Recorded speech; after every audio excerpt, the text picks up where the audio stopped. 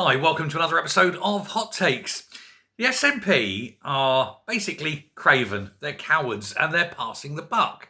They wanted to bring in a gender conversion therapy ban. Basically, what this would have meant is if your child shows any sign at all of wanting to put some female clothes on, they're 4 and playing with mummy's shoes, for example, you can't just say, oh, don't be silly, dear, or, oh, no, you can't be a girl, dear, you're a boy, or things like that. No, immediately make it illegal. You'd be immediately breaking the law.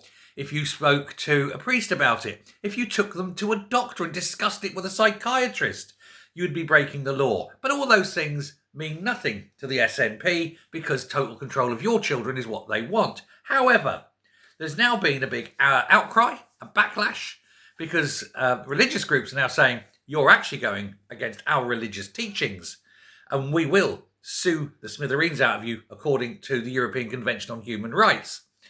And they've suddenly taken pause and they went, okay. And basically they're abandoning their own version of this.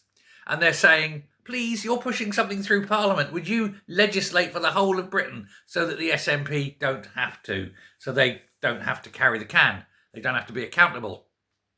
This is the same government that they want to be independent from. What a bunch, eh? What a bunch. Oh, God, no, it's a difficult decision. We don't want to make it. UK, you make it. You make it. Yeah. Because they don't want to be sued. They don't want to be seen as people who are anti-Christian. Now, the woman who was bringing this, of course, was Korkab Stewart, a Bangladeshi Muslim. Makes you wonder, doesn't it? Makes you wonder about that. But even so, why does she want control of this nation's children? What is it about this? Why is it always very, very dodgy?